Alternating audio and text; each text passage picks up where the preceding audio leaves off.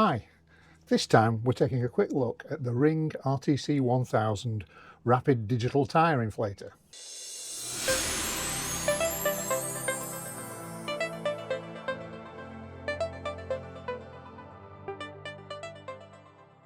So for quite a few years I've been driving around with this old manual tyre pump in the back of my car, so I thought it was about time I treated myself to something new. So why did I go for this? Well, having searched on Argos and Amazon, there's a myriad of different pumps available, but I'm used to the Ring brand. I'm old enough to remember those fog lights that you used to buy to put on the front of your Escort, but that's probably telling you something about my age. Anyway, seemed to get a number of good reviews, had some awards from various motoring magazines. It's by no means a new product. I think it's been out for quite a few years, but that's no bad thing. It's not the cheapest, it's not the most expensive, so I ended up paying about £38 on Amazon. I wanted to buy it from Argos, but their price was £55, and I'm afraid that's a step too far for me.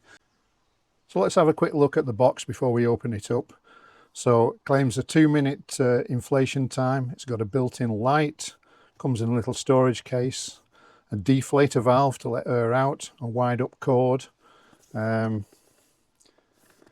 Let's have a look. Various accessories, I guess some gloves to keep your hands clean, but you're probably only going to use those once. Anyway, it looks pretty decent. It's well packaged. Let's get it open.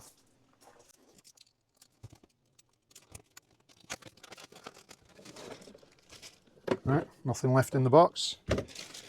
So, comes in a little zipped bag. It seems to be made out of fairly robust material. Go zip all the way around. Okay, lots of silica gel. Some spare tyre caps, spare fuse, gloves. Don't need those. Let's get it out of the bag. So that's pretty good. That's something you could keep it in the boot of your car. It's not going to get knocked about, I wouldn't have thought. Not quite sure what that is.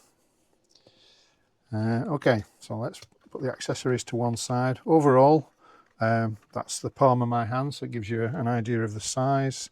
I'll presume that's for the light. That's the little compartment to put your tyre cap when you're using it. Right, let's have a look. So we've got some accessories clipped underneath. So I guess they allow you to pump up footballs, inflatable beds and the like. Let's make sure we don't lose those. We've got the cigar lighter. Ooh, a little bit difficult to get out. Oh, there we go. And it looks like it's on a wind up device. So let's see. Maybe we just pull.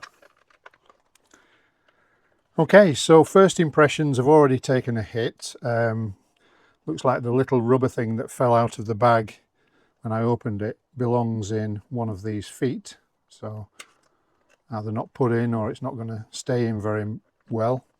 And it looks like it's missing one completely. I've had a good search around, but I can't find it at the moment. But it may well be that I might have to put a bit of glue behind that one to stick it in, so slightly disappointing.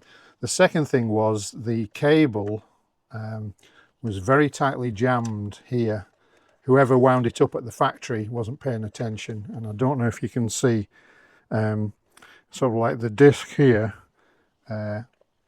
When I looked at it more closely, this side was quite higher than this side, indicating that the cable was a bit twisted or jammed in here. So a little bit of care was needed to get it actually to come out. Now once it's been freed off, it seems to rotate reasonably well, but whether it's damaged the cable, we'll see. But again, yeah, slight few points docked there, I think, so we'll pull it out a bit more. Yeah, there seems to be a point at which it's regularly twisted. And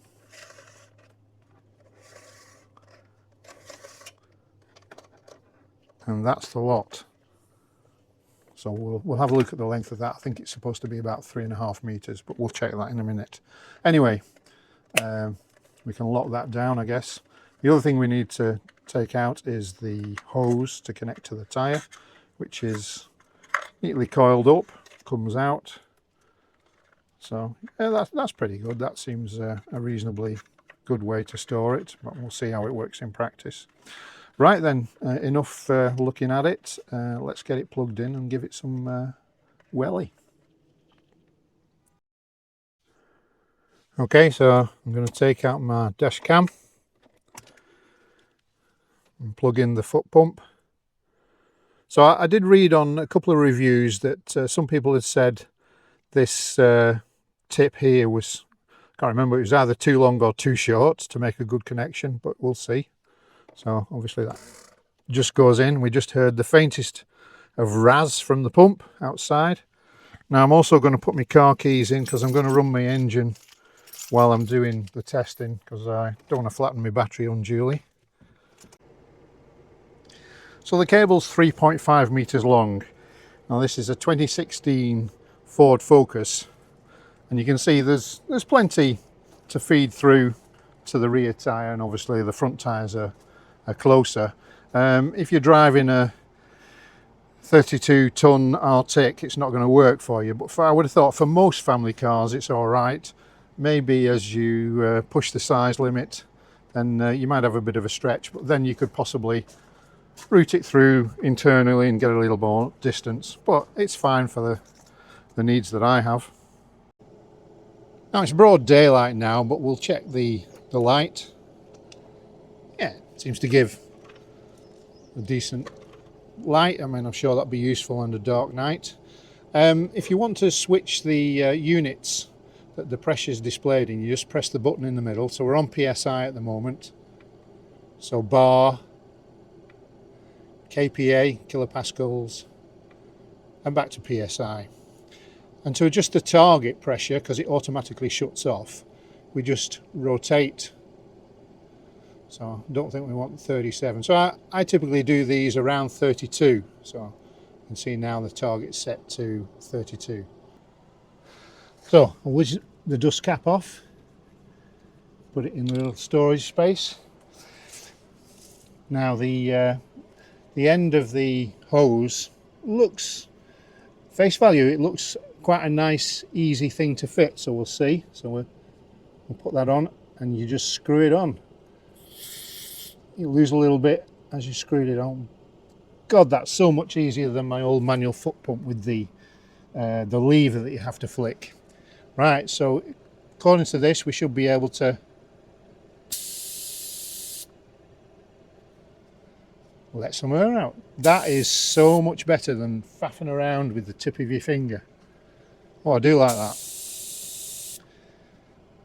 All right, so get a little bit more out.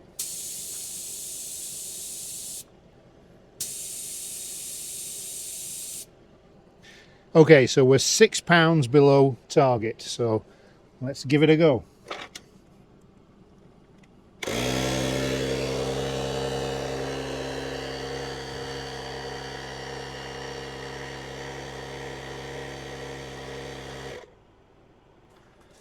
Okay, why has it stopped? Because according to this, it's well below the target. Let's try again.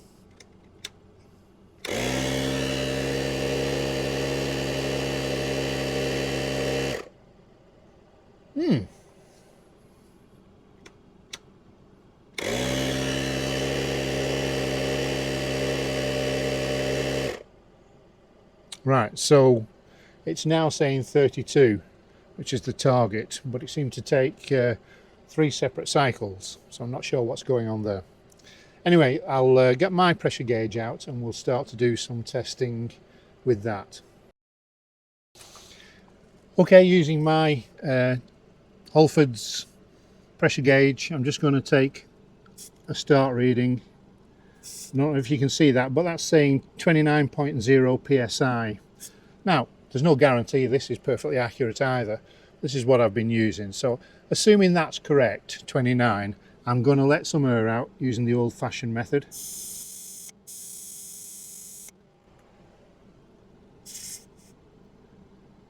26. Let's take a bit more out to reflect perhaps a slow leak that's taken the tyre down overnight. We want to get it pumped up enough to get it to the garage. So let's see.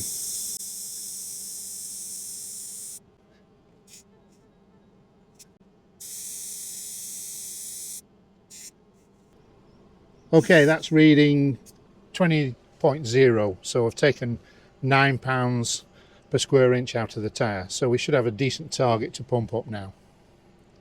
So let's put the pump on.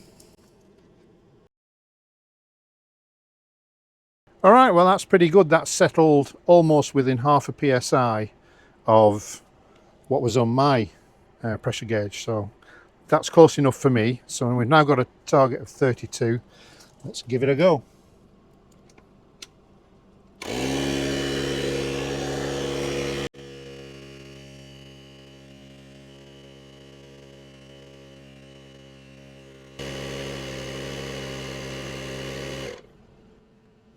Alright, so that's shut off at 28.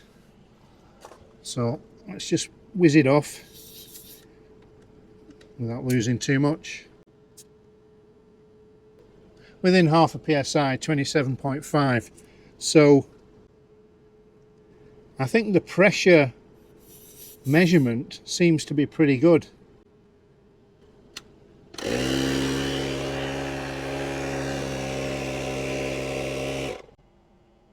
But I don't think the target measurement is working particularly well.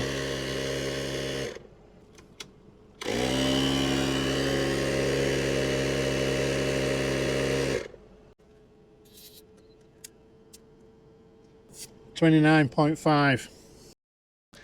So what conclusions can we draw? Well, according to this, the pressure in the tyre originally was 29.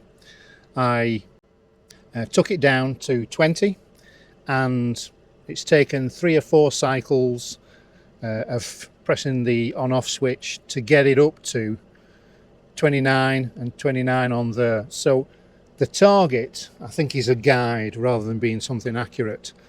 How quickly does it pump up the tyre? It's pretty quickly. It's a lot less effort than my old foot pump. It's not very noisy. It does tend to rattle around a little bit. Now on this gravel surface, it's not shifting, but I could imagine on a smooth pavement or something, it might tend to move around a little bit. Perhaps that's what the rubber feet are for, to stop that. So as I put it away, I'll just give you my final thoughts. So the rubber foot that I had to put back in has dropped straight out, so that will need a little bit of glue. I still haven't found the 5th foot, which is hard to say. So putting the hose back in, clips around the circumference there, double it up a little bit. I don't know if you can see that, probably put it down there. Got like a little compartment, and it goes in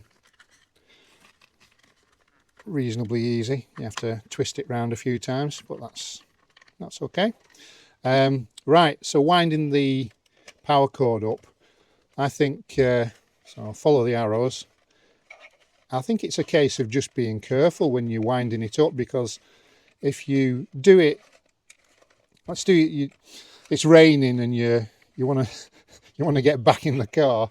I can imagine you whizzing this round as if it was a power drill, but I think that's when you're most likely to cause the cable to snag.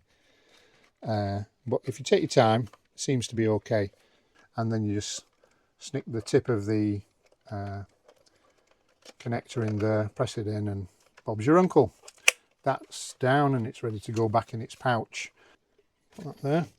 It comes with a set of instructions, but to be quite honest, there's not a huge amount to say. Would I recommend it then?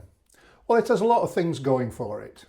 It's very easy to use and pumps your tyre up reasonably quickly. In the second test, it took around 56 seconds runtime to increase the pressure from 20 to 29 psi. The pressure reading matches well with what I get using my Halford's digital tyre pressure gauge, and I like the large LCD display, which is easy to read. The air hose is a decent length, so you should be able to easily connect to the tyre valve irrespective of where it's positioned when you stop the car, unless of course you have a massive set of rims. Connecting and disconnecting the hose from the valve is so much better than using a lever type connection, and the deflator valve makes for easy pressure adjustment. I didn't find it too noisy even when stood right next to it. The cable should be long enough for most people to reach all four wheels, although some larger cars may prove to be a bit of a stretch. The light should come in handy on a dark night, but I couldn't judge how bright it really was in the sunshine.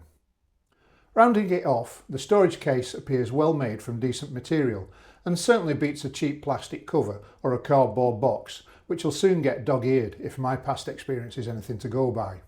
But for me, the big issue is that the auto stop feature just doesn't seem reliable or accurate enough, at least based on the limited testing I undertook. My expectation would be that if I dialed in 32 psi, it should stop at 32 psi, and not 28.5, then 29 and then 29.5. Now a couple of psi is not the end of the world and you'll certainly be okay to drive on it, but if you're paying extra for a feature, then it really should work properly. The twisted cable was probably just down to sloppy assembly in the factory, and luckily it doesn't seem to have suffered any permanent damage. The fifth rubber foot finally turned up in the boot of the car, but I'll be gluing them all in to make sure they attach to the plastic feet. So, if buying from Argos, should you save yourself £20 and buy the RTC1000, which doesn't have the auto stop feature? Up to you of course, but if you don't mind funding Jeff Bezos' empire, then the RTC1000 from Amazon for another £4 is probably still the better buy. Or you could of course try one of the cheapo bestsellers, but I have no idea how good or bad they might be.